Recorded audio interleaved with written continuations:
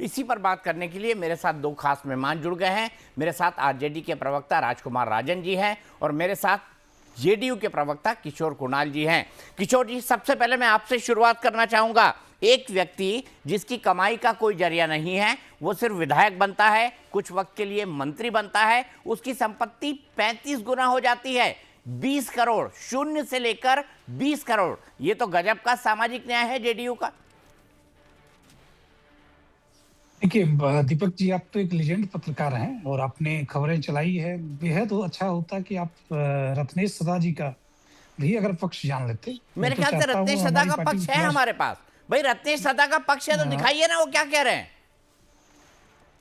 और सबसे बड़ी चीज है कि मैं ये समझता हूँ कि हमारी पार्टी की फिलॉसफी रही है कि व्यक्तिगत आरोप जिन पे लगा है उन्हें जवाब देना होगा।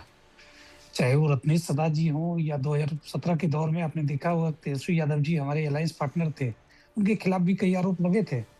और हमारे माननीय मुख्यमंत्री जो तत्कालीन मुख्यमंत्री थे उस समय भी उन्होंने कहा था कि आरोप जिन पर लगा है जवाब उन्हें देना चाहिए। मैं मानता हूं कि सार्वजनिक जीवन में आरोप लगते रहे हैं। आरोप की जांच भी होनी चाहिए, सक्षम प्राधिकार को जांच करना चाहिए। और जांच में अगर वो दोषी पाए जाते हैं या देखे जाते हैं तो निश्चित तौर पे उनके खिलाफ कार्रवाई भी होनी चाहिए। ये मामला बेहद व्यक्तिगत है और मामला मैं समझता हूँ कि जो शिकायत करता है, मैं उनका बाइट भी सुन रहा था, तो उन्होंने एक संगठित तरीके से बेहद ही तार्किक तरीके से उन्होंने आरोप लगाया।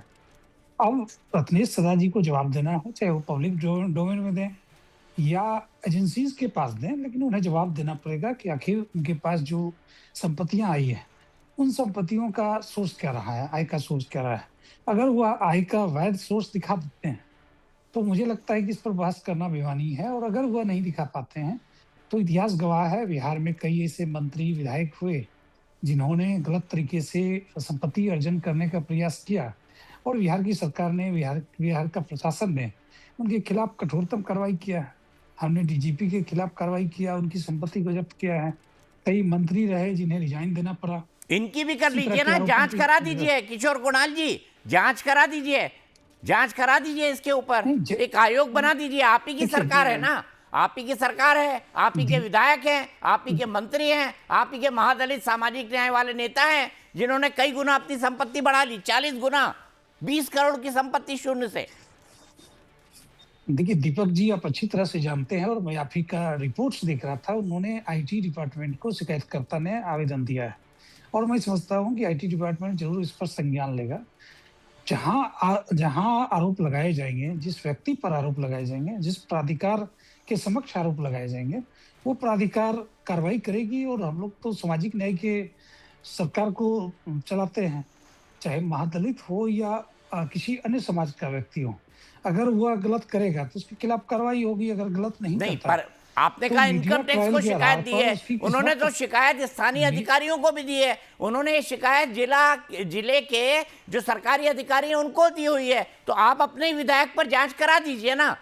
भाई नीतीश कुमार तो कहते हैं ना, देखिए भ्रष्टाचार से अगर किसी ने संपत्ति कमाई है तो उसकी संपत्ति को सबसे पहले सील किया जाएगा, फिर उसको बेचा जाएगा, फिर उससे जो पैसे आएंगे वो गरीबों के वेलफेयर के लिए काम में आएंगे। तो ऐसा रत्नेश सदा के लिए साथ भी कर लीजिए ना। देखिए नीतीश कुमार जी सिर्फ कहते नहीं है, उन्होंने इसको किया है। कई ऐसे अधिकारी रहे हैं जिनकी संपत्तियां जब्त की गई, उसे नीलाम किया गया या वहां पे स्कूल या कॉलेजेस को खोला गया है। अब जहां तक रत्नेश सदा जी की बात आ रही है तो निश्चित तौर पे उन पे आरोप लगा है और मैं उनके किसी भी व्यक्तिगत पक्ष को यहाँ रखने के लिए नहीं बैठा हूँ। मैं जनता दल यूनाइटेड के सिद्धांत, नीतीश कुमार जी के ट्रिपल सी जो है, क्राइम, कम्युनलिज्म और करप्शन के खिलाफ जो उनकी नीति है, उसको मैं यहाँ दिखाने बताने आया हूँ। ठीक है। और निश्चित तौर पे हमारी पार्टी, अगर वो आरोपित पाए जाते हैं, उनके खिलाफ जो आरोप हैं वो सत्य पाए जाते हैं, तो निश्चित तौर पे हमारी पार्टी उस पर जरूर उनसे जवाब सवाल तलब करेगी। लेकिन सार्वजनिक जीवन में आरोप लगते रहे, प्रशासन का काम है आरोप का जांच करना। जांच करे, अगर आरोप सही होता है तो लोग कार्रवाई करेंगे, अगर आरोप सही नहीं होता है तो चूंकि एक पक्ष ये भी है रत्नेश सदा जी का कि बेहद ही गरीब परिवार से आते हैं, ये बात सच है। दूसरा पक्ष है कि उन्होंने बहुत ही ईमानदारी के साथ अपने जनप्रतिनिधित्व के कार्यों का निर्वहन किया है। मंत्री रहते हुए जिस प्रकार से शराबबंदी के खिलाफ उन्होंने लगातार अपने आवाज को मुखर रखा है मंत्री होते हुए, इन सभी सारे योगदान को भी संज्ञान में रखा जाना चाहिए। ठीक है, उन पर आरोप लगा है, जवाब उन्हें देना चाहिए। मैं भी मानता हूँ कि उन्हें जवाब देनी चाहिए, चाहे वो पब्लिक डोमेन में देना हो या सरकार के समक्ष देना हो, उन्हें जवाब देनी चाहिए। और पार्टी का स्पष्ट मानना है कि अगर वो आरोपित पाए जाते हैं, तो निश्चित तौर पे उनके खिलाफ कार्रवाई की जाएगी। ठीक है, मैं